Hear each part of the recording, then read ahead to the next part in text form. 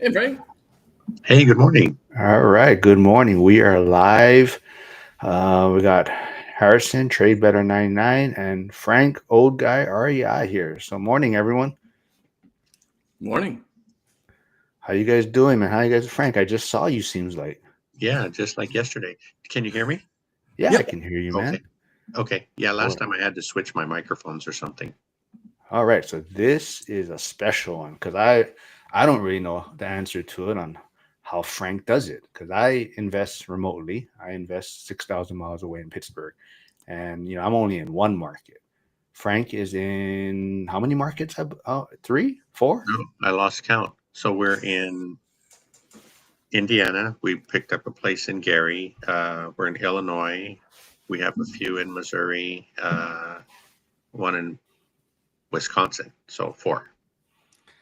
Wow. And Harrison has one out of state, right? Yes. One out of state. So Frank, how the hell do you do it, man? Like, Well, so I get teased about that a lot. And I guess from from maybe outsiders' point of view, it might seem like we just went crazy and just decided to buy a property in every state. But I think when we got started, so we're in California. I'm a contractor here in California. We don't have a ton of money. We were looking for a way to get started back in 2019. And I think at the time, I don't know how we did it, we had like $40,000 saved. So we thought, we had found bigger pockets by then, and in bigger pockets there was a turnkey promoter. Her name is Allie Boone. She still does it, but it seemed like a good way for us to get in because it was a low barrier to entry. She worked with turnkey providers in several different states, and that's why we ended up in a few states because we picked up, I think, three turnkey properties over the years, and they were each in different states. The turnkey, we went to Gary because of Millennial Mike. We just wanted to check out that market. But we started with the turnkey provider, the Olson Group, that he started with years ago. And that property's been doing pretty well. The return on it wasn't what we typically shoot for, but it's solid, and hopefully that cash on cash return will increase, over time. But then we picked up a turnkey in Illinois with a turnkey provider there. Our first property was a triplex in St. Joseph, Missouri, and that was through a turnkey provider. So I, I, I guess I try to explain to people that because it seems difficult to be in different markets, that's all we know. So it hasn't really been. If we had just started in one market and learned that market and stayed there for a while, I think it would have been more challenging to venture into different markets. But since that's how we started, that's what we know. So it hasn't been too crazy. That's wild. Yeah, I was gonna ask. It's because being out of state, I was like, okay, this is kind of hard, but I think it's livable. So you're saying that you kind of had that same mentality throughout each market you go to. It's, I guess for me, it's more thinking about how do I manage since I'm going to Pittsburgh for my next spot because I mean Akron's just too hot right now, and I mean I guess that's where I'm trying to figure out is am I going to be am I going to have my attention split up too much? And I mean you have four markets, so how do you do that? Yeah, I think like a lot of people in the group, just for basic for basically getting started, right? You want to find someone who's doing it successfully in the area. And for me, that was the turnkey promoter, Allie. What she did was she would um, make relationships with turnkey providers, and she would actually go there. So she was kind of our boots on the ground to start out. So she would go vet the companies, actually go look at properties, go look at the rehabs they were doing, see what kind of work they did. And she was always big on letting us know that turnkey providers aren't the best at communicating with investors. Their business is to buy the properties and get them to the investors. So they were kind of short on the communication side, and that didn't sit well with a lot of people. But I had some trust in her. You know, I wouldn't just go there myself and pick a turnkey provider, but and through the process, you know, we've known her, like I said, since 2020, and we've had a couple instances where things didn't go the way I thought they should go, and she was definitely there fighting for us because she was bringing customers to these guys, and so she carried a little weight. So I think, you know, if you're and you know, you're venturing into Pittsburgh, you have a few people there that are already doing it successfully. So I I think you have a good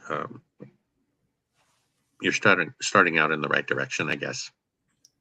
That's good. Thank you. Yeah, it's one of those where I felt like, yeah, whatever market I was going to, I was not going to go maybe with one person or knowing a few people. I was very like I wanted to have like a team that I could trust, and this is definitely where I feel more comfortable in. And I can't believe I'm saying that, especially having family from the Cleveland area and growing up in New England. It's like Pittsburgh has always been kind of the, because watching football and everything, it's like, yeah, Steelers fans are always the enemy for us, and so it's kind of funny that everyone's really friendly and everyone's nice. So it's just don't talk about football. So All right, so we have a lot of people tuning in so far. So I don't know who paired their channel. I'm not sure which one of you, but we got Jason here. We got Val. What's up, Val? And yeah, I don't know. Did you pair your channel, Frank? I tried it for All the right, first so time. you're Yeah. bringing all the riffraffs, I think. So there It is was- a Justin Heather from your channel. Looks like sexy chocolates. Yeah. Okay. Thanks for tuning in. We got Andy. But yeah, and I put Frank's YouTube channel. So if you're not subscribed, go check it out. And Flavio's here. So good morning, everyone. Jim's at Deal Champs. So yeah, this is a good one. Like I said, I invest 6,000 miles away. So I invest in Pittsburgh, and we hear it quite a bit. A lot of people have gone through different property managers. I think Zuber's been through 4 or 5. So lumberjack folks don't care for property managers very much. And Frank, you're in multiple markets, right? And I think you probably don't have one property manager, because I'm sure your manager is not going to be managing all these different areas. And I think, have you had to go through quite a bit? Have you had to fire a lot of different how has it been with your property management search, and maybe what questions or criteria do you have for them? Yeah, so we do have 4 different property managers. We have replaced 2 that we originally started with. The first one on the triplex, it was our first property that we picked up in 2021, and I had gone with a PM company that my mom used in Texas. It was a franchise, and she had had good success with them there. But they were in Kansas City, and our property was too far away. It was like 45 minutes away, so they weren't getting there on a regular basis for maintenance or to show the property. We got the property vacant, and we actually had to hang on to that one for probably 3 or 4 months, paying the mortgage ourselves, because they couldn't place tenants, and just it was a stroke of luck that I had started filling out an application and getting some information on other property management companies in the area, and they started asking for some information that I don't know why, but I wasn't comfortable moving forward, so I stopped the application. But I guess it went far enough that it caught the eye of that property manager, and he reached out to me and said, "Hey, I noticed you started filling this out. Is there something I can help you with?" And I let him know the situation, and he was about 20 minutes away from the property. And before we had even signed up with him, he's like, "Well, let me go take a look at the property, see what it's like, see if I can help you." And it was like January. It was like a couple feet of snow on the ground, and he was out there looking at the place, and he came back and he said, it looks like a nice property. I think you can do well with it. And I think I can manage it for you. So we fired the other ones that day and hired him. And he had the place filled within a month. And it's our relationship with him has been really great. He's probably our favorite property manager of the group, but the property itself has had a few challenges, but I haven't had challenges with him. And the other one that we ended up firing was the one in Milwaukee on our duplex. Their fees and everything was just getting out of hand, and the communication was not great. And luckily, when we went to the ORAT event the first year in Vegas with Zuber, we met Justin Cambra, and at the Denny's meetup, the midnight Denny's meetup, he sat next to me and we were talking, and through the conversation realized that he had several properties in Milwaukee and he referred us to his property management company. So we switched to them about 7 or 8 months ago, and things are much better. So just, I guess, the power of networking has really saved us in a few instances. Dude, Frank, your channel is bringing in some riffraffs in the chat, but I do want to say morning to Joe in line 4. He says no cleavage on this live. I'm leaving. Yeah, sorry, man. Today's one is no clicks for cleavage or cleavage for clicks. We'll work on that for next week. But Dylan's here. Thanks for stopping by. Hey, Casey, it's been a while, man. Good morning, man. And then Kyle's your blue collar landlord. Haven't seen him in a bit. I'm sure he's working. But Jason does have a question for you, Frank. It says, Frank, have you seen your oldest property cash flow ride over the years? Maybe rise over the years. We haven't really seen a huge increase in cash flow, and because it took us a while to stabilize it, I think, Mark, you and I were talking a little bit ago about the challenges we've had. So that first property that we bought and lessons that we're learning is it was originally a big Victorian home that got converted over the years into 3 apartments. So one of the big challenges was it only had 1 furnace, and the tenants in unit A controlled the heat for all the units. And that was a big problem. So this in 2024, we put a lot of money into the building, put in mini splits. So each unit has their own heating and cooling. And we rehabbed the 2 upstairs units and helped them. We modernized them, I guess, to help them compete with other rentals in the area. So now it's full. It's been full for probably the last 8 months, and cash flow has been consistent. And that's something we hadn't seen in the first, couple of years. So that's a blessing. So I guess we haven't seen cash flow rise, but we are getting consistent cash flow. So that's big improvement for us there. So Harrison, I know, like we touched on earlier, you have 1 out of state. I mean, how has your experience been with your property manager? And could you imagine being in multiple markets like Frank's doing right now? So yes, my property manager, I think I interviewed 6 or 7. I was really picky, and it went from one property manager saying, I don't do anything, I just go collect the rent and knock on the doors. I was like, that's it. Yep. And then up to where the one that I worked with, and my realtor actually knows some of the owning management on it. They have been really great with the turn. I don't want to say it was more of like a ready to go service. And right off the bat, it was a little bit more expensive, but I mean, they help with, the 2 o'clock calls. They make sure I get updates all the time. It's in Appfolio format. So it's all my stuff is ready to go, which makes my life a lot easier. And to the point of where I'm almost going to say I'm a little on the spoiled side, because as owners, we all know that we have to manage the manager. Sometimes we just got to make sure that things are getting done. But for me being just a one owner, they're still very responsive, and they remember me, which is great. So, and to your point of going to the next market, that's where I'm going to be like, oh, well, I have this great experience. Is it going to be like this in Pittsburgh? I don't know. So, it's one of those that I have to say I got very lucky on the first house in Akron, and I mean that's why I'm still looking, and I would be using this. I mean, Frank, to your point, it's like they're in the next town about 30 minutes away, but they have enough business in Akron that they're pretty regularly, so it didn't bother them at all.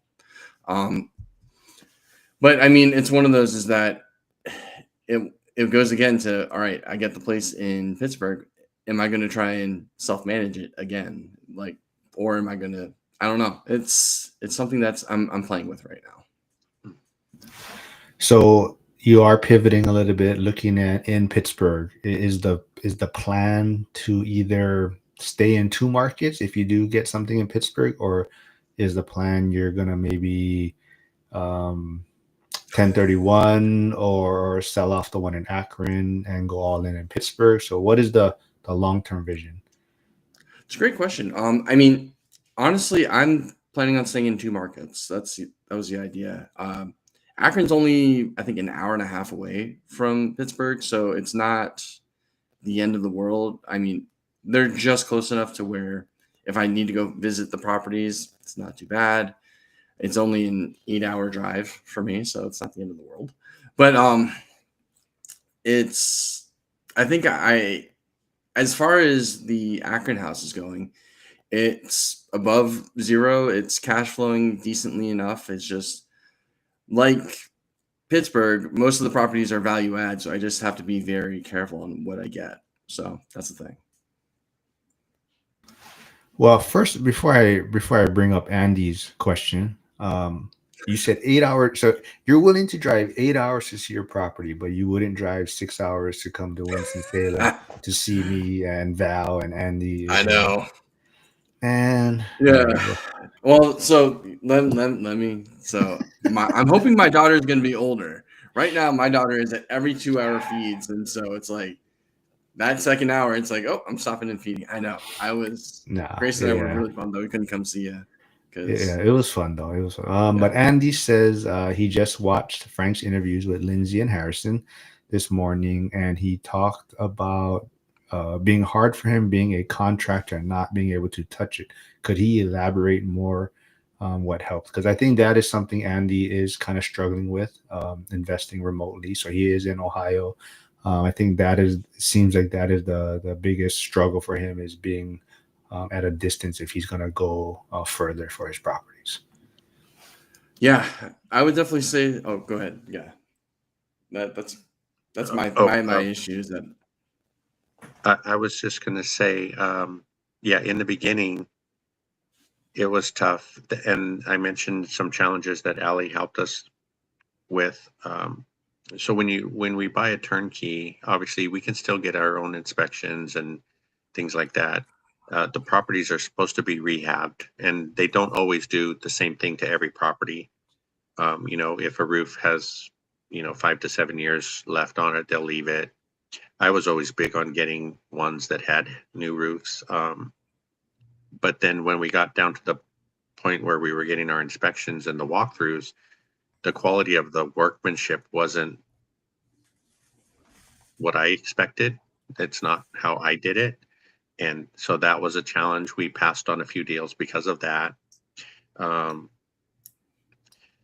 The most recent turnkeys that we bought were, I guess, up to par as far as I was concerned, but it was since we had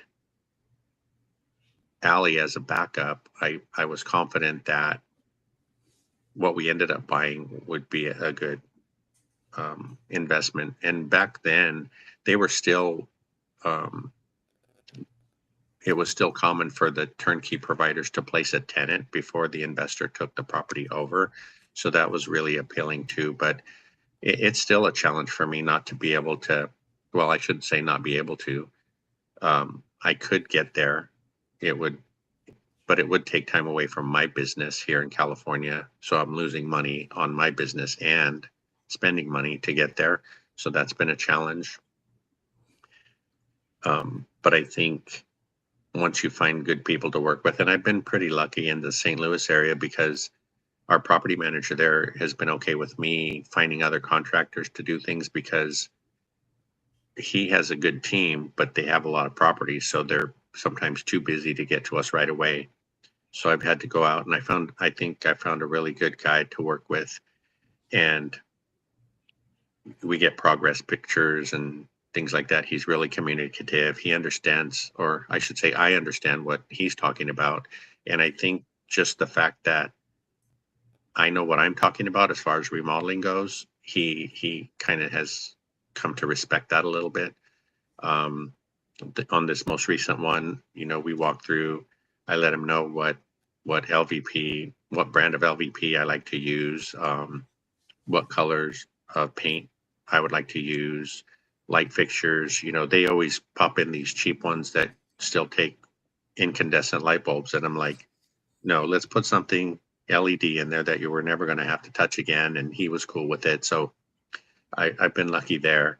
And going back to what Harrison was saying before about looking for PMs, I think it's a good thing to have boots on the ground. Like you're saying in Pittsburgh, you have other investors, you can get referrals for property managers, but sometimes even if it's a good referral from someone, your personalities might not mesh. So I think we have to be careful not to hold the person accountable that sent us their name, because maybe the person that sent them to you had lower expectations than you do.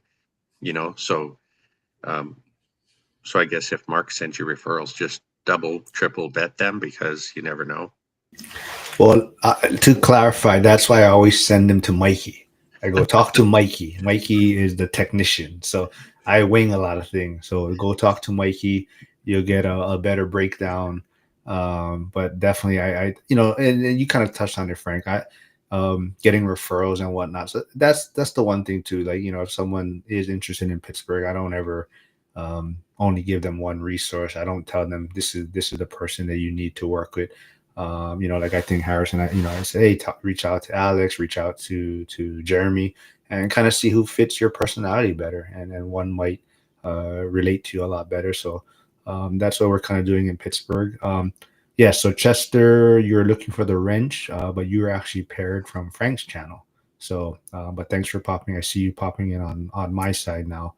But yeah, so we got Hyder here stopping by. Thanks, Hyder. Dylan is here. We'll get Dylan on maybe next week. Try to get another live with Dylan. But let's see. I like Frank's communication comment. Construction talk is another language. Actually, since we are touching on that real quick, I did. I never brought it up on a live yet. I don't know if you saw someone who posted it. Craig Kamen posted it in school. He was talking about how he's going away from LVP flooring, and he's seeing a lot more people posting videos and things like that. Like, I guess he found a lot of people are finding moisture and mold under LVP. And so he said he's going to go back to carpet and things like that. So what's your thoughts on that, maybe, Frank? I did see that post, and I guess it does bring up some concern because tenants don't always care, and I think my biggest area would be in the bathroom, because people getting in and out of the shower, not closing the shower curtain, and water getting on the floor. If water gets under there, unless you hear it squishing around, the LVP isn't going to get damaged, right? It's waterproof. So I've been thinking about that over the few days. And since you just mentioned it, I guess I might go back to an actual tile floor. Obviously, I mean, I have seen carpet in bathrooms. I don't think that's what he meant, but in kitchens, I'm still good with it in kitchens. I think the biggest area there of concern would be right in front of the kitchen sink. Unless you spill a pot of water or something, I don't think there's a big chance that water's going to get under there.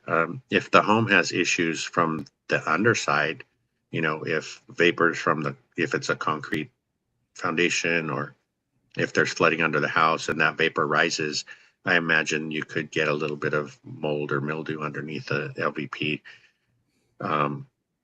In the most recent St. Louis property that we're kind of fixing up, we are doing LVP in the bathrooms and the kitchen. So I guess we'll see if that becomes an issue. But that was the first time I had heard about that. But I guess it could have been going on for quite some time. Yeah, I think Craig also posted a link to a video, a YouTube video, and it was about, I forget what, they might have been on the floor or something, but I think they're flooring guys, but they were talking about it. And their other concerns was, I guess, the harmfulness long-term health-wise from LVP flooring. And they're talking about how, like, this many years down the road, you're probably going to see a lot of these claims or lawsuits against this LVP flooring for hazard or health issues, and that is kind of their concern and their viewpoint on it. So I was just wondering if you had any thoughts on that. But if anyone out there wants to see that video, message me and I'll give you the link, because I don't think I can find it right now. But Hyder says carpet in a bathroom is just weird. who thought that would be a great idea? Yep. And Chester says, I didn't know. Oh, yep, that's Ray. So Ray is going to be coming out with a YouTube channel, I believe. We're putting him on the spot, so that's something he's going to be working on. But let's see who else is here. Did I miss anyone? Yeah, we got Adam the beatboxer from Frank's channel, looks like. Yeah, everyone's here. Thanks for tuning in, everyone. Yes, I know this is early. People got a lot of stuff to do on the weekend. But yeah, we want to catch up. Me and Frank did a little interview before this. I said, hey, let's jump on a live and we can talk about. I think that's a lot of people are looking at the markets differently now, right? I think a lot of markets like Texas, Florida are having a hard time finding deals that work. So people are, I think, even, I don't know if Jen's here, but I saw Kenny's name. But I think even they're looking for maybe other markets to invest where the numbers make sense. And I think people are wondering how someone like Frank is in so many different markets and how he makes it work. So I think a lot of people are curious about that. And like you said, it's not easy, right, Frank? It's not easy. But just like anything, you figured out how to make it work. And what is the long-term vision, though, for it? Do you think you're going to keep everything separate? Is there a plan to consolidate? Like even Brian Adamson, I don't know if you saw that video with Zuber, he's talking about selling all his real estate. So what would be the end goal or long-term vision for how to form your portfolio, I guess? Yeah, I think I've mentioned on a few other videos that we've had a lot of challenges. I think this is our fourth solid year since we restarted, and we've had a lot of issues. And actually, Cynthia is the one that's kept my head in the game, because there was a couple times I was like, maybe we should just sell this, take our money and run. But she brought up a good point that we hadn't even really given the portfolio a chance yet. And we bought 2021, 2022, 2023, and 2024. So all those are still fairly new. So even though we've put up quite a bit of money into them, a lot of people would say that's pretty stupid, pouring good money after bad or whatever they might say. But now that I can see things are stabilizing, the first half of the properties that we put money into are stable now. Like half the portfolio is actually stable. So we can see that it's going to work, because you go through crazy thoughts like, did I buy the wrong asset? Did I buy in the wrong place? And those kinds of things I've mentioned before. And moving forward, I think, and Dion teases me about that a lot. He's like, just pick a market and stick with it, will you? It's like, and Zuber too. He's like, don't get too diversified before you even get started. If something's working in an area, just hang with it and give it some time. And we've heard that over the last few months too. It's just give it some time. And even though the real estate has changed a lot since some of our mentors got in, time is still like the biggest benefit, I think. So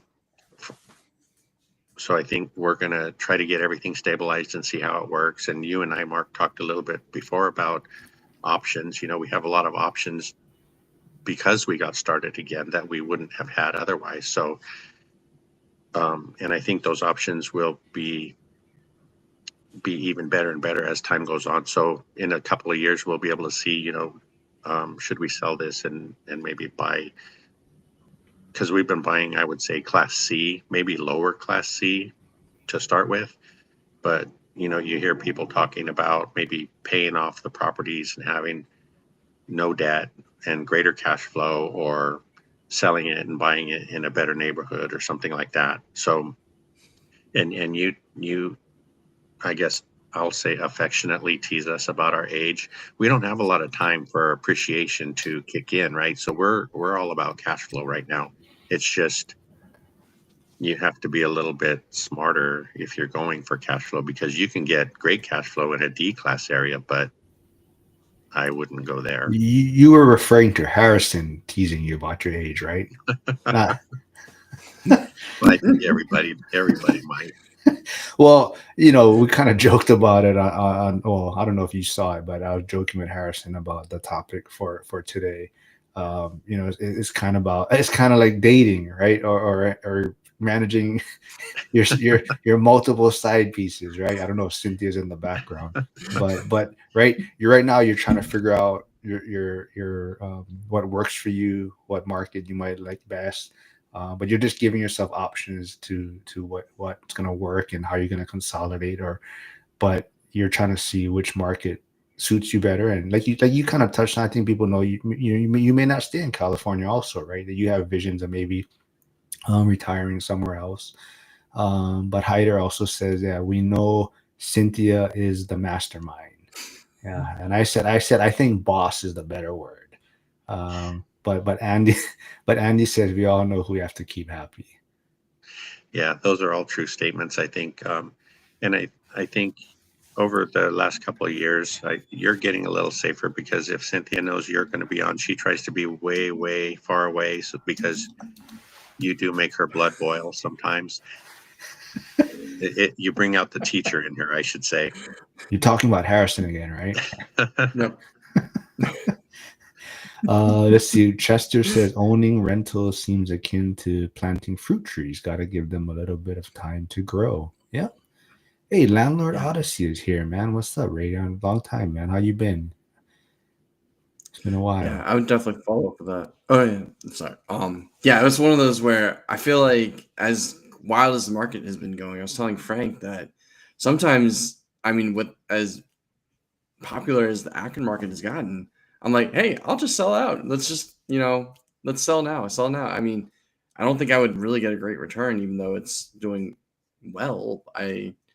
So I mean, for me, it's compared to the stock market. This has forced me to sit down and say, okay, let's just let it go a few years. Let's see what happens, and just, I don't know, wait for the rents to just kind of slowly go up, because I purposely kept mine a little lower since I inherited tenants, and I just kind of bringing it up to market, and also fixing up the house at the same time. So, but that's one of those things that, yeah, I guess I was going to ask you, Frank, since you have been fixing up the places, do you think it really,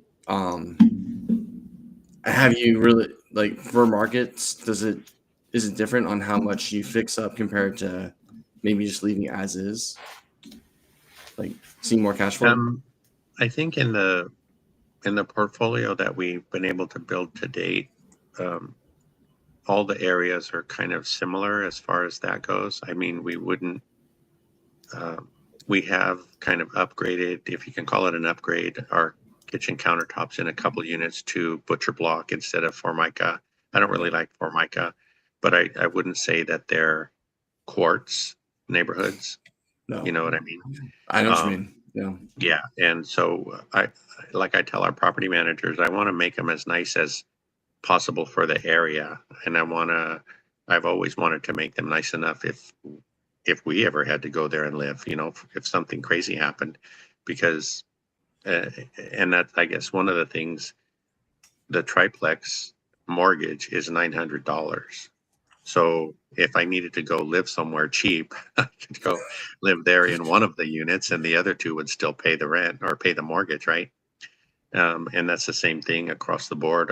I think our highest mortgage is that the one in Milwaukee. It's a duplex, and that one is $1,700 a month for the pity, and the rents are $3,400. So, one unit there will almost pay the mortgage. So that's a nice thing about small multifamily for sure. But small multifamily doesn't work across all markets either, right? Sometimes single families are a better investment. So you made me think earlier about just everything that we've learned to this point, and you mentioned the thought of selling and just living off what you make. But a lot of people think, oh, the property came up, 50,000, let's sell it, we'll have 50 grand. But after you pay the agents, after you pay the taxes, after you pay for any depreciation recapture that you might have gained, you might end up with nothing. So Yeah. you got to be careful about that.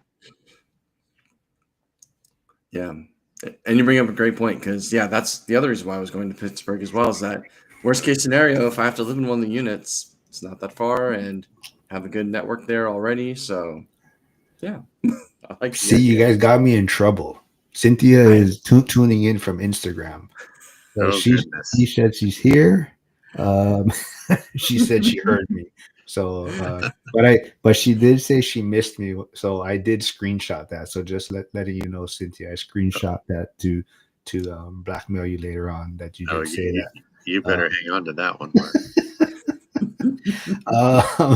But yeah, let's see. Chester says, "What's wild? I know Detroit is appreciating. Prices are almost 50% above what they were at this time last year. In some areas, yes, yeah, some markets are still doing really well. And I think maybe Harrison can. He's probably looking at the Pittsburgh market a little more than me, being a little more active. I mean, what are you seeing when you're looking for stuff right now in Pittsburgh?" So Pittsburgh's interesting because I would say the turnkeys are going relatively fast, but a lot of the market is value add. And so a lot of, I would say, newer landlords or those that are trying to, I think, find something easy, they're having a hard time. So what's nice is that you're seeing prices go down, but the unfortunate thing is that you know that you're going to be spending a lot of money on it. Yep. Cynthia wanted to clarify she didn't say how much, so I'm not going to screenshot that part. Maybe she thought she was sending that to Harrison. No, could be. Yeah. Hey, you know what? It could be. It could be. But yeah. But yeah, I think, like, you touched on the Pittsburgh market is, it actually kind of is a little bit boring. It's kind of a safe market. I think, the one thing, everyone that does reach out, I kind of tell them a few things you do got to get maybe used to or whatnot is there is a lot of older homes, and maybe the basement. I mean, for me, that was probably the most eye-opening thing, or in Hawaii we don't have basements or something you kind of got to get comfortable with. But that's a few things, but every market has their challenges, right? I think, some places it's cost, it's expensive, like California, Hawaii. Some it's going to be the insurance, property taxes, whatnot. But yeah, Pittsburgh is a pretty stable market. I think Lars is under contract right now, so Lars has pivoted. He's just waiting on a sewer scope to kind of, and so that's the one thing too. The sewer scope is very critical in Pittsburgh. So anyone going to invest in Pittsburgh, I definitely recommend getting a sewer scope. So that's what Lars is waiting on right now. There was something that you did have your agent look at, right? So Jeremy was on yesterday, maybe, or a couple of days ago, live. So Jeremy is a rockstar agent broker in Pittsburgh who's been working with Harrison and Lars and some other folks. But he went to go check out the property that you were interested in. And how did that kind of work out? So it was interesting. It's one of those. It was up in Butler. So Jeremy knows the area really well, and he was telling me about it. Small duplex, and it looked very promising. I mean, it's right near healthcare center, which I know I work in healthcare, so it's like an area that I know my lane. So I knew what kind of tenants to look for. Hard part about it was that it was a much older home, I think 1910, and it's one of those where it's got a lot of customization to it. And I don't know if it would fall under being up to code for some parts, but what I liked about it was that there was some wiggle room in there for fixing it up. Unfortunate area thing, and this is something that I've learned more about the Pittsburgh area, is that you got to watch your flood zones. Um, and this was in a lower portion of it, and so you could see the area around it, and it wasn't really the house itself, but if you looked around at the other areas, you could see that the lower decks were rotted out. And so it was one of those like, oh, there's a lot of flooding that goes through here. So that's why we're passing on it. And it's great because also Jack, who was on the other day as well, he has a lot of really good insight of that area. And so he was like, there's other places that you can get for bigger bang for your buck. And so that was also been really helpful talking to him about that. All right, so on to the next one for you then, right? Or is there something else you're looking at? But Chester says, would anything make you guys change plans from a broader macroeconomic standpoint, like a recession or a trade war, hypothetically speaking, of course? You want to go first, Frank? Anything you're changing based on? I know you don't try to get caught up in it as much as maybe me and Harrison, or maybe even me just making trouble on social media, but are you changing course on anything, or are you kind of just staying, just doing what you're doing every day? No, I think fortunately being involved in this group and, we have Zuber's daily financial news. I really rely on him and his opinion of the economy. It's kind of like they were teasing about how so many people in the stock market were jumping ship and selling, when things dropped. But just from being around the group, being able to stay calm and see what's going to happen, because since the new administration has been in place, and I'm not political in any way, but over the years, I've kind of just seen what took place, who got into office, and then you make your plan. And for me, it was just a plan to survive after, with the new changes and things like that. So I think I'm taking that stance. I wouldn't, if we saw a good deal today, I wouldn't hesitate in picking it up. And I always go back to making sure you have enough reserves, because that could really help you if things in the world change a little bit and you need a little bit of extra cash to get you through it. But if you have that, I think, and like the guys were talking about yesterday, I think it was about, or maybe it was a couple of days ago, about rates being 10%, they would still invest the same way. You find a good deal and you go for it. I follow another person, if it's okay for me to mention him. His name's Aaron Chapman, and he's a lender. And one thing that I like about him, I consider him like the biker Michael Zuber. He's got a long beard. He looks like a biker dude, but he's super smart. He always has great information. He looks at the market. He does videos every Tuesday, and he's always just encouraged the same thing. If you find a good deal, don't wait. Too many people are on the sidelines, and they've been there forever. Yeah, I'll follow up with that, because I'll say my mortgage percentage is 8.1%, and I'm cash flowing. It's one of those. It's you just, and following up with what Chester's saying is that the market could trade in different positions. There could be lots of losses of potential steals, or potential deals.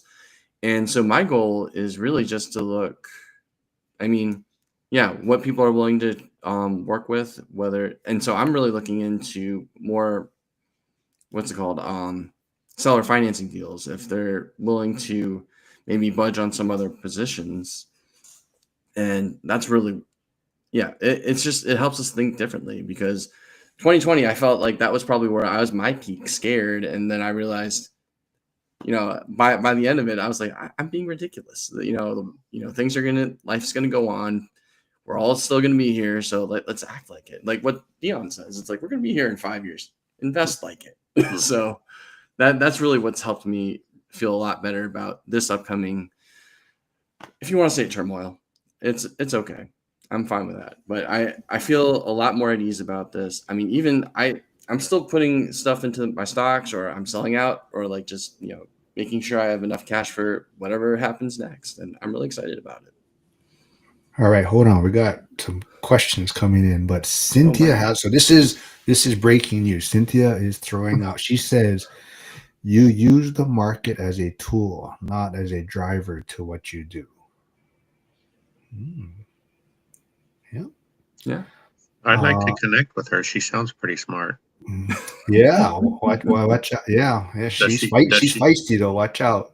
Does she have a handle? Does she have a channel or something where we could reach out to her? I don't know. She has a funny. It's Contreras 98 or something. I don't know. Cynthia.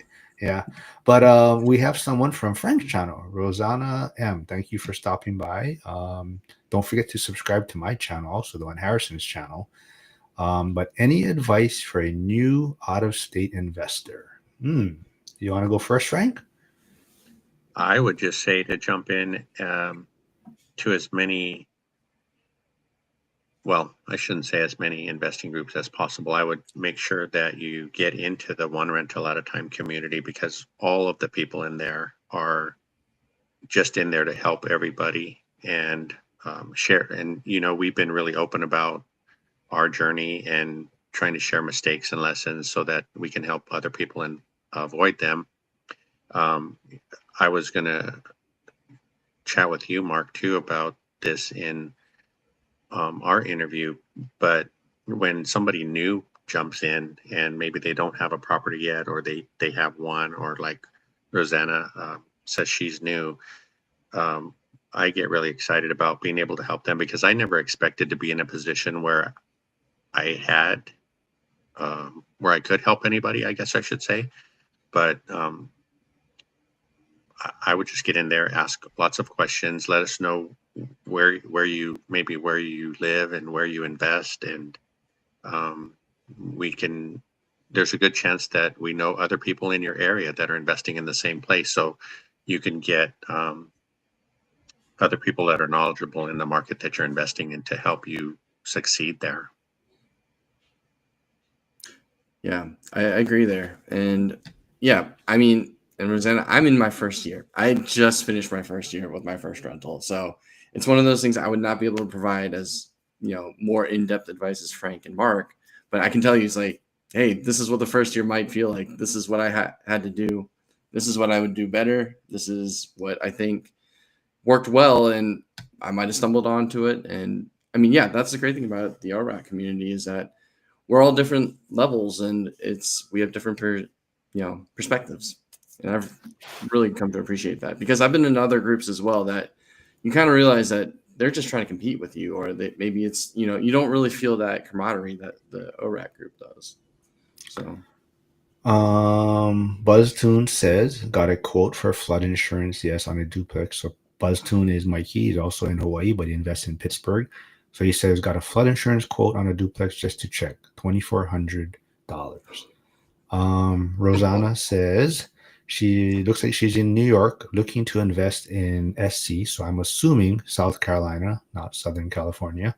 And yes, South Carolina is amazing. I was actually, I drove to, that's where I went. I went to Buc-ee's. I can promote Buc-ee's again. Buc-ee's is amazing if you haven't been there. But that's my new favorite place. But anyways, I spend a decent amount of time in North Carolina. That's where my son's mom is from Asheville, North Carolina. So I actually went down to Augusta, Georgia, to see some friends, and then we drove to South Carolina to go to Buc-ee's. And Hunter Gore, who's in the school communities in South Carolina, he came up to see me in Asheville, hang out. But yeah, South Carolina, I actually was interested in that market. There's a lot of great areas like Greenville. That's where Coach Carson, I think, primarily invests, but he's in the South Carolina market. So yeah, if you're interested in I would definitely maybe look into Coach Carson. That's kind of his backyard, South Carolina market. But there is a lot of great markets out there, out of state. The one thing with South Carolina, I do know they have higher taxes for out of state investors. So that's something you have to keep in mind. And they do have, it's very popular. So the market has gone up quite a bit. But yeah, reach out to, I don't know what communities you're in or who you follow, but definitely the One Rental at a Time community, Coach Carson, you'll find a lot of people there that will probably help you. But yeah, you can reach out to any of us and, we can maybe point you in the right direction or give you our experience. But I definitely think my one thing is just, get started, get around people that are doing it, and find kind of your comfort level. But definitely the hardest part is getting over that initial hump. And I always kind of related, and maybe Harrison can agree now, but he had a child recently, but I always relate it to having a child. A lot of people, when they find out the child's on the way, they start reading all these parenting books and how to raise a kid and do all these things, and you read all these books, and then once the child is born, it's like, oh, everything's out the window. Everything what you just it's survival mode. And you're just trying to figure it out, right? You're just trying to figure it out and make sure this child survives. And at the end of the day, that's the best you can do a lot of times. And and it's just learning. You're just going to learn as you go, and then you're going to keep getting better at it. But I think that's what I related to is getting ready for that first child. And you do read, and you kind of maybe overcomplicate things a little bit.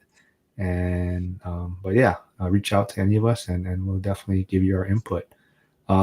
Andy says, since Harrison opened my eyes to graph. Hey, wait, I thought I mentioned that too, man. Come on. You did? Yeah. But it's been giving me, yeah. So I sent Andy all kind of AI images of chickens, fighting chickens and everything too. Andy's scared of chickens. He hates chickens. But it's giving me insurance estimates with the property. Also, you can add the MLS listing number, and it gives you a pretty good summary. Yeah. Yep. So there was someone I also met at the ORAD event. He's in the Pennsylvania market, but that's what he does. He gets different insurance quotes from different companies, and he basically, because you can, I don't know if Grok can, but I know ChatGPT can upload the PDFs.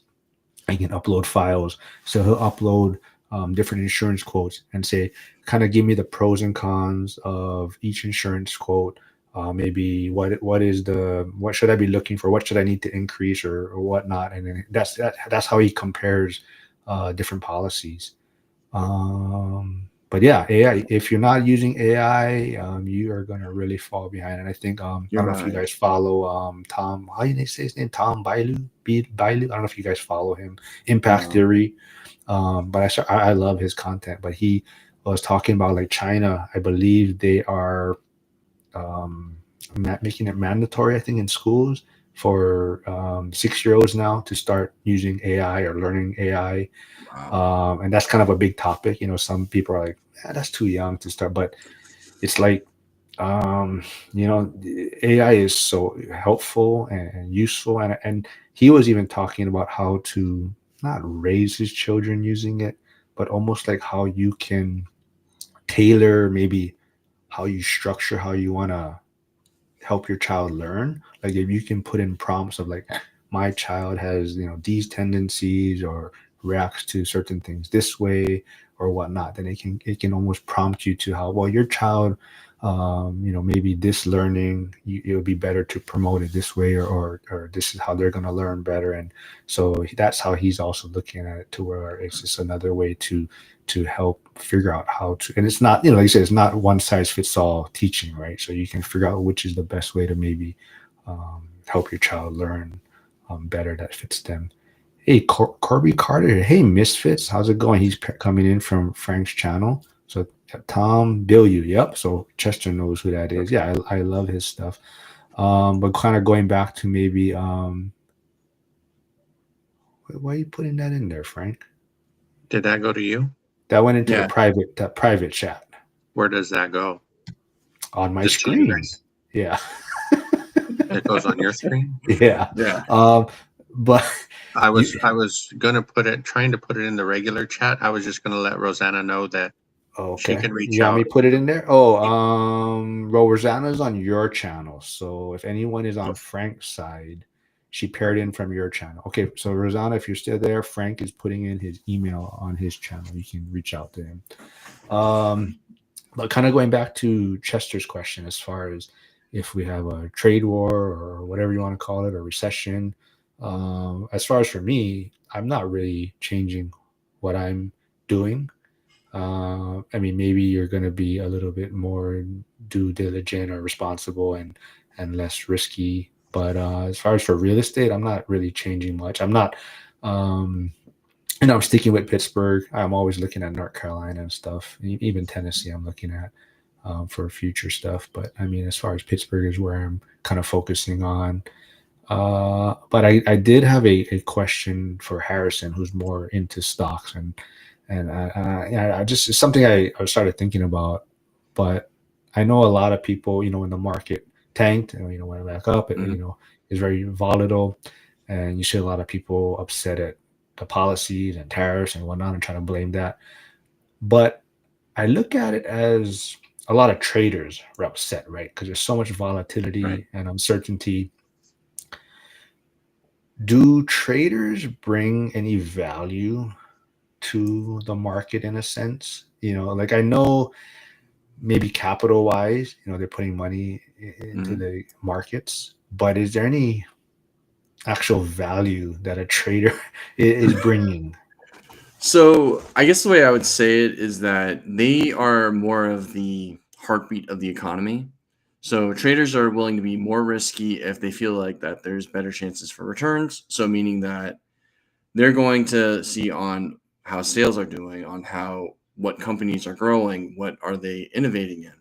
So that's really where it's almost saying like it's the lifeblood. So blood on itself outside has no value, but when it's inside the market, it's actually pumping everything. So it's when one company is doing really well, traders go that way. So it's like Tesla's been doing really well with the cars, the AI, the full self-driving went up.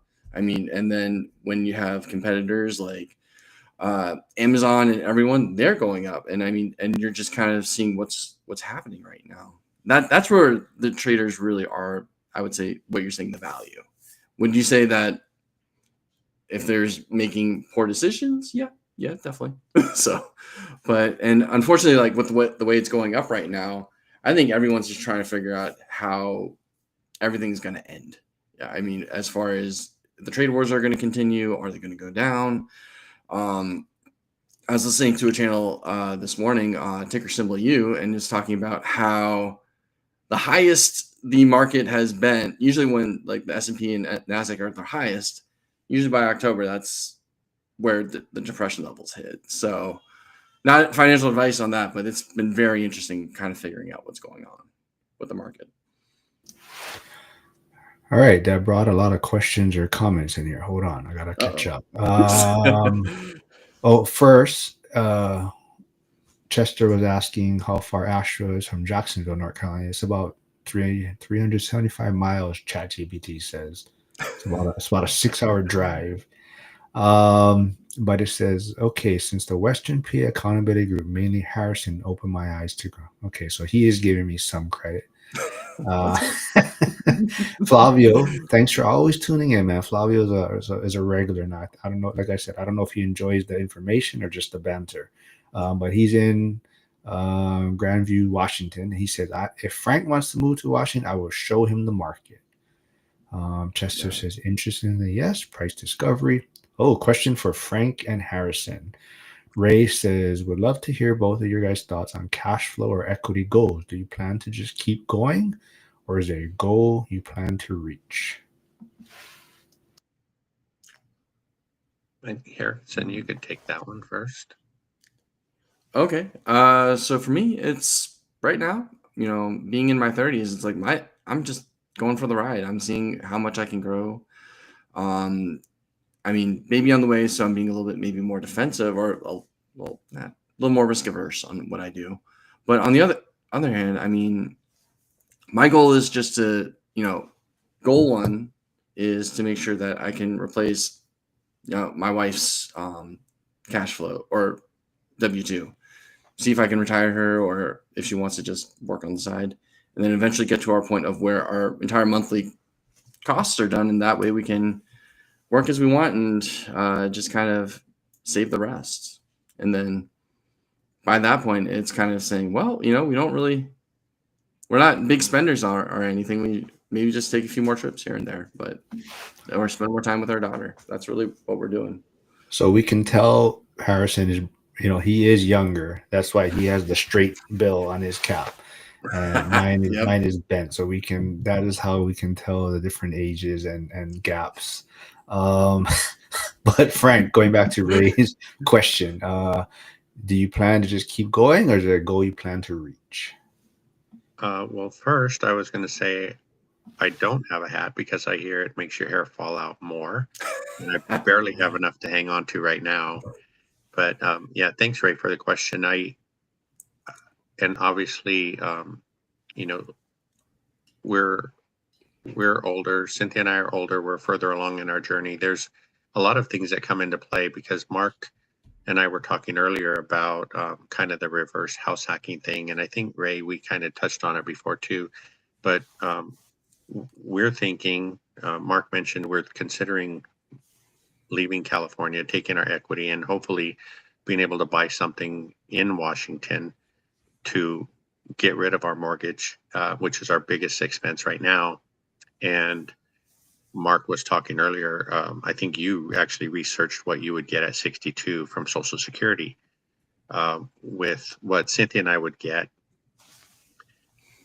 and the small portfolio that we have right now, I think, and my goal would be just to be able to meet our expense requirements monthly and be able to set aside a little bit each month. I think that's where I would love to be. And, there's still a chance that we'll be able to pick up a couple more properties, but we've also had the discussion before about when we start this journey and we calculate our monthly needs, we came up with like a $6,000 monthly nut, as they call it. Mm-hmm. And for us, investing and hoping to get $200 positive cash flow per door, we would have needed 30 properties. I mean, that's the basic math. But when you're into it for 5 or 7 or whatever years, and you've been able to increase your cash flow, maybe at the end of 5 or 7 years, you don't need 30 anymore. Maybe you just can do with 20. So that's one thing I like to keep my eye on and shoot for. But yeah, and like Harrison said, we don't really travel. We like to be home, together, and it would be nice to take a trip here or there if we can do that. And like Flavio said, I would like to meet Flavio. I don't think we've spoken in person or actually on Zoom or anything, but it would be great to meet you. And we are planning on making a trip up to Washington. I had the opportunity to go up there last year. Cynthia hasn't been, so I'd like to. Well, she wants to see where I'm dragging her to, so I think I need to get her approval first. No comment on that, but but yeah, Flavio, I know he's on Facebook quite a bit, so yeah, I know Frank's on there, so you guys can maybe connect. But Flavio, also, if you haven't done so yet, go subscribe to Frank and Harrison's YouTube channels. Also, BuzzTune has a question. He says, when you reach time freedom, what would an ideal week look like for you? Frank is going to be drinking his Coronas, or what do you primarily drink, Frank? Yeah, typically it's just the old standby Corona premiums. I think a week for me would, I don't know. I really enjoy woodworking. I like just tinkering around the house. To me, that's ideal. I think one of the biggest things that I see in my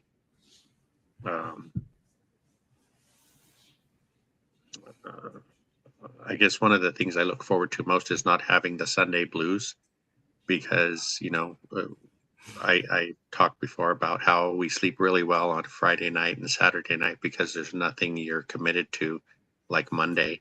But then Sunday, about for me, it always happens about 1 to 3 p.m. in the afternoon. I just get this, like, I get panic stricken and realize I have to start thinking about Monday. So not having Mondays anymore is what I'm looking forward to the most. That's exciting. I'll be honest, I don't know what my my time freedom would look like. It's really nice because I get to spend time with my wife and daughter now. I hope it continues to be like that as we reach those goals. It's one of those is that I love researching, reading, figuring, going into big projects like that. So, I mean, if I'm not with my current organization or somewhere else, I mean, I might just do that consulting or something, help people out with that. I thoroughly enjoy just doing deep dives and helping people out, figure out questions that they have. And like Andy's saying, is like I am all in on Grok and the other AI groups. And I mean, I've been doing a new project every week just because it's, keeps my brain stimulated and trying to figure out, and maybe just buy more properties that way. So Yeah, Rosanna, I do see your question from Frank's channel, so we'll get right to it after this. But I just want to say, for me, it's if you think I make trouble now, wait till I'm actually financially free, and how much I'm going to be messing around with you guys. But yeah, I mean, I'm pretty much doing, for the most part, kind of what my ideal, I don't have that Monday blues. I think like Frank's talking about. I mean, I don't stress out about too many things. But I think for me on a bigger scale, it would be a little bit more. I don't know if I'd want to do it to myself that way, but it kind of be Zuber's, what he's doing in a sense, where I would love to have a little bit more regular schedule of either lives or interviews, or hopefully a group of us are all at that same financial freedom standpoint around the same time, so we could kind of be on a regular schedule. I think that'll be make it a lot more fun and more consistent and easier. And I always want to ask Zuber, and I never get around to, but I don't know how he does it every day to where his what's his. I'm pretty sure he has a schedule on. He wakes up and he looks at these whatever news outlets, or he checks on these specific people on X, and I want to know, like, how does he collect all his information every morning? Because when I start looking for information, a lot of times then I get veered off onto this other tangent or something. So I'm kind of just curious as to how he does it and how he gets his information every morning. And like I said, I don't know if I want to do it to that extent, but it'll be something like that where it's a little bit more like a routine, a set schedule, and then the rest of the day is done in a sense, right? But Rosanna's question is, she's lost. How did you know, Frank? I think, Frank, you touched on it, after a few short years, that you no longer needed 30 homes? Yeah. So what I mean by that is, for Cynthia and I, in our specific situation, if we need $6,000 a month to pay our bills, say, and when we're thinking about buying investment properties, our goal was to have, say, a 10% cash on cash return and have $200 positive cash flow per door. That's after setting aside for CapEx, maintenance, and vacancy. That's after paying the mortgage payment, obviously, taxes and insurance.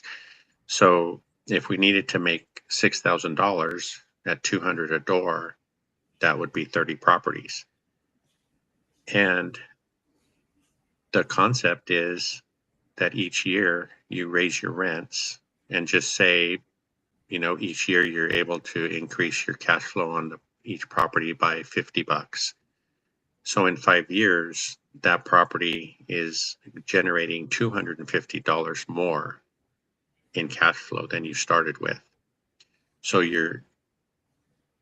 now if you have 30 doors, that would be equivalent to $7,500 a month. So at the end of 5 years, it wouldn't take 30 doors to satisfy the $6,000. It might take 20 or even less, if it, depending in the area that you're investing in. Like with Dion's crazy cash flow in Washington, you could do it a lot sooner.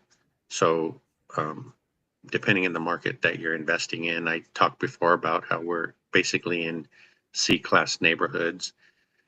So that's what I mean. So in 5 years, you're not still going to only be making $200 a door.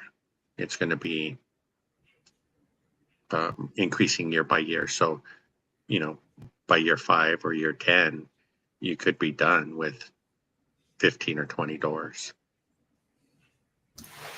Yeah, great breakdown for Rosanna. I think a lot of it is just initially when you first get started, you're kind of seeing like the black and white of the numbers, and like you're saying 30 doors, cash flow this much. This is how much I would need.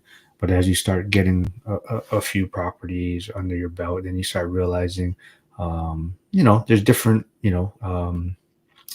cash, like you're saying, rent may go up. Let's say once you start, maybe getting more properties, then your insurance comes down because you're working with this company and now you have more policies with them or whatnot, right? Or even your property management fees, right, might go down because you have a bigger portfolio. So it's basically, there's different ways to increase cash flow, or the cash flow increases. But in the beginning, you're just looking at it like a simple number, like, hey, I have 30 doors, this much cash flow, and that's how much I would need. But as you start doing it, then you start realizing it doesn't necessarily have to be 30 doors. And I think that's what most people probably change to after, right? They want a smaller amount of units, but they looking at how much overall cash flow they need. And I think that's kind of what most people, I think majority of the people have that vision, right? It's not, they don't want this huge portfolio, and they want kind of a lazy, like Dion, or a hands off approach. And like even Cody Davis, right? So he had all these doors, and now he's trying to transition to newer properties where it's just less maintenance, less headache, and whatnot, right? So it becomes easier. But you gotta get your foot in the door first, right? And they talk about the velocity of money, right? You gotta get your money working, and it starts snowballs, and then from there it starts moving, and then the more money you have, then you can move it around to whatever suits your strategy better, right? Yeah, Buzz. I think Buzz Toon was talking about me causing more trouble. He said, "Don't send him no Pink Panther memes on Sunday." Andy says, "Frank, do you have a crew that you supervise? If you do, I can relate the Sunday PM blues. I supervise 20 to 25 daily, and if they're not on the same page, it can create obstacles." Yeah, I don't have a big crew. It's all these years, it's only been myself and basically my cousin. He's been working with me for over 25 years. Um, but I was thinking after we mentioned that the first time, it's not always just necessarily work. Work is the main thing that comes up for the Sunday blues, but I think in general, it's just something that you have to do, right? You have to do, because if you don't do it, it's going to cost you money or cause you trouble. And I think when we're retired, we have less of those situations come up. I mean, Mark, I think you'll get some good, what would I call it, ammunition on this comment. But when we get older, those things are going to be doctor's appointments and Social Security office visits and things like that you have to go do. But I think it's just the fact that we don't have a choice. If we don't do it, things are going to get worse. So I'm thankful I never did grow my company to that extent. And I'm thankful because these days, we talk about how in general, most people these days don't seem to want to work. And I've always had trouble when I've tried to hire someone because either they don't respect your customers the way you do. You know, it's my livelihood, so I'm going to treat everybody, and it's just my nature, but to treat everybody the best you can and provide a good service. But if it's not their company, they're just there to make an hourly wage. You know, they really don't care until they get fired. So I never wanted to grow my company because of that. Ray also asks Frank, I'm realizing with just 2 Airbnbs, I may hit 5K or more. Have you ever considered that, Frank, doing Airbnb? I guess it has crossed my mind, but it does seem like more work than I can. Ray seems to have good systems, by the way, and he seems to be having really good success with that. For me, it seems like a little bit of work. I think, you know, you guys have probably heard about this garage rehab we did at our house. It was originally supposed to be Cynthia's craft room, and after we started putting it together, some people in the group had thought, well, that's really nice, you should Airbnb it. And even though it's right here on our property and it would be easy to clean and make ready and things like that, it was a little bit more than we could take on at the time. So I can see the benefits if you, and I guess it would take time to get your systems in place like Ray has, because I know he just opened up his one in Michigan, and he says that one's up and running really smoothly.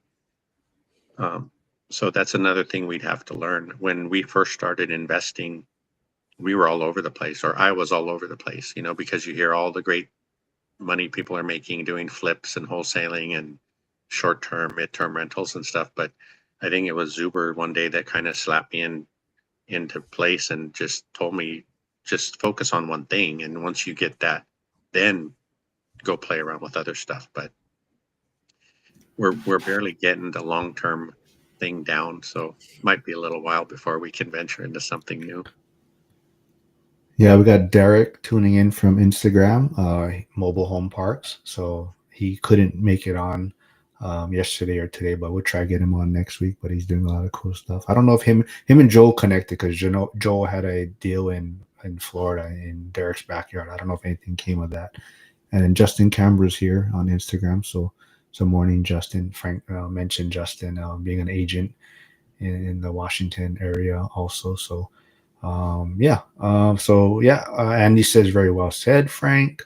And you don't have to, like you said, Ray has a lot of great systems, but I also think Ray is a gadget tech guy, and he probably has a camera watching this camera, and he probably has extra cameras that he needs, but I think he enjoys that too, right? So I think he's having fun with that, and because he has the photography and videography background, I think he's also enjoying it from that standpoint.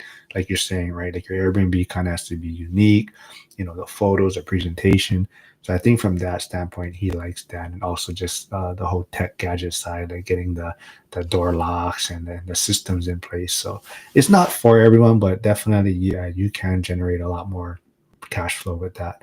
I know we're getting going for a little over an hour, so it's been fun. A lot of people tuned in. I think a lot of people got a lot of good information. I think hopefully Frank being in 4 or 5 different markets doesn't scare them off.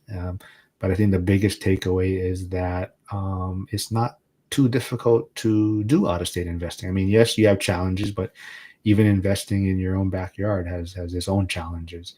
So I think anyone out there in an expensive market or a market, that they're not happy with, I guess, they can always look at investing remotely and reach out to any of us, or just get around the right people that are doing it, and we can all help you. But anything else you guys want to just wrap up with before we sign off? Anything else you guys got going on this weekend? How's the YouTube channel coming, Harrison? Been shooting a few videos, so I was Jeremy that says, like, I'm trying to get some done so that I can kind of have a portfolio to release. So it started off pretty well, but it's just like, once again, maybe priorities take precedent right now. So, but it's been exciting. I'm really excited to get more in. Big Val says Frank is my hero. Yeah. And I then think Val is awesome. Yeah, I That's was awesome. envious of you getting to meet him on your trip. That was really cool. his voice is better in person. Oh, wow. I can Yeah, imagine. it's I believe amazing. it. Ray says, I'll be happy to share real numbers with you, Frank, as things progress. Once you have your systems, it's simple. Yeah. Yeah, Val and Andy are a lot of fun. Even Dividend Dave. Dividend Dave's a lot of fun too. I got to go check out his duplex. I met him at his duplex first. So Oh, neat. yeah. But Val's a super good guy. He appeared on Frank's channel before mine, so I'm a little hurt by that. Um, but yeah, anything else you want to wrap things up, Frank, before we sign off? Anything else you want to put out Yeah, there? Information. yeah, maybe to raise comment, and you mentioned Justin Canberra in Washington, and we've connected with him through Dion. Well, I met Justin before, but I didn't realize he was an agent. So we connected with him, and he's starting to send us properties to look at. But one of the things that I liked about Justin was he was talking about some of his clients, and they had purchased properties that had extra space on the lot or something. So they are renting out part of the property for parking, or, for people, maybe companies have trucks and they need someplace to store them. So I like the way he goes into looking at properties, because I think that's something that could help Cynthia and I in retirement. And kind of going towards Ray's comment about the Airbnb, some of the properties that we're seeing do have extra units that could be used for Airbnb, and they're in places that Airbnb could do well. I would say, well, in my head, I think the places that we've invested in so far aren't good Airbnb locations, I guess. Uh, that's the only way I know how to put it. But yeah, I'm interested in learning anything that can help us have a comfortable retirement. So I appreciate everybody. All right, we got two more questions, and to save a little bit of time, maybe I'll give. So I know BuzzTune probably talks to Frank, multiple times a week, so he probably knows Frank's thoughts on this. So for you, Harrison, BuzzTune asks, in a marriage, what are your discussions like around real estate? It's like talking about business, life, and everything else. You have monthly deep conversations. Yeah, I would say that we have brief discussions every day, just see how things are looking at. She always asks if I see any new properties. Yeah, we do have monthly deep dives though, as we go through the numbers and everything, because she's a very good and meticulous with numbers, and that's going with our finances and then going along with the rental as well. And we just kind of go through it, make sure that everything's going right. I mean, thankfully we have an portfolio, so the numbers look very quick. I mean, so it's maybe an hour max of just going through that, and then how much we're setting aside for the next property. I think that's really how we discuss it. But I mean, just avoid talking about it all the time, because I mean, it's great. We're very passionate about it. Sometimes there's other things to talk about, and so we have our daughter, but we also have other things that we're excited about for the future. And so, I mean, just be sure to segment it. It's like, have rules saying, hey, we're not going to talk about it past 9 a.m. or 9 p.m. because we want to get to sleep, not stress out about anything. That's usually how we do it. I would make fun about Mikey having to translate his discussions, but we'll leave that for another episode. Because what's up, Josh? Stopping by, but we'll end it on Rosanna's question. Then she's asking, which course did all of you take to start your real estate businesses, and like Lumberjack, Dion, or Zuber? So Frank, you go first. Yeah, I think well, like in being in different markets, we took different courses. I think my first comment would be there, through these three that she mentions, there's a lot of free content. So I would be careful about paying for mentorship right off the bat. I know Dion's course is probably one of the most reasonable, and they all invest different ways. But Cynthia and I have probably spent about $10,000 in mentorships. We've taken the Brick by Brick Wealth course. Obviously, we're in Zuber. We took Lumberjack and Dion's. we took a course with Ashley Hamilton, we met through Bigger Pockets, and she's a Detroit investor. But one thing that I will say is that when we took them, I would say they were very affordable, $1,000 to $1,500.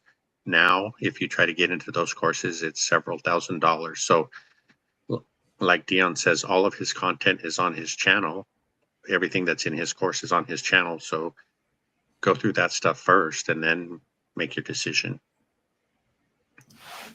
Yeah, I'd follow up with that. That's basically, of the three, who do you, I guess, vibe with the most and how you think about investing? I started with the Zuber. I've done Lumberjack's video course. I want to do his boot camp before he stops doing it. And then, yeah, Dion's also on my list and then Millennial Mike, if he ever does his. So. Yeah, I think they're all great. I think you'll learn from either of them, but I think it kind of goes back to Frank's point. So, Dion's one is very reasonable. Even Zuber's one. The it's a little more like paint by numbers, like he says. Yeah. It's a little more structured. But there are some out there that are very expensive. So before you maybe jump into those, I would recommend just maybe joining the school one rental at a time community. It's $20 a month. You're not committed for more than a month, so you can always quit if you don't find information useful or you like. But I think that's one way to get involved in a community of a lot of different people. So Harrison's in there, Frank's in there, a lot of people in the chat are in there, but you'll find even other people that are in the school community. So like I mentioned earlier, you're interested in maybe South Carolina, I believe. Hunter Gore is in there. That's where he invests. But yeah, so like $20 a month, you can get around people that are talking about real estate, asking questions. Like a lot of the questions we probably talked about today pop up in the school community. You have different people at different points in their journey. So a lot of different feedback and information. And yeah, for $20 a month, I think it's a lot of good information there. And like Frank said, just tune into our channels, our lives, even Dion, everyone's information is pretty much out there, right? And you can find a lot of good free information. But yeah, just get around these communities, and yeah, like Frank, if Frank does connect with you, he has a Wednesday accountability call on Zoom, and yeah, it's a great place to be with people talking about real estate, and there's always this guy that comes in and makes trouble, but don't mind him. But it's a fun place. So yeah, I think we'll end it there. Everyone, thanks for tuning in. Thanks fellas for doing this, and everyone have a great weekend. All right. Thanks, Mark. Good to see you. Thanks, Mark. All right.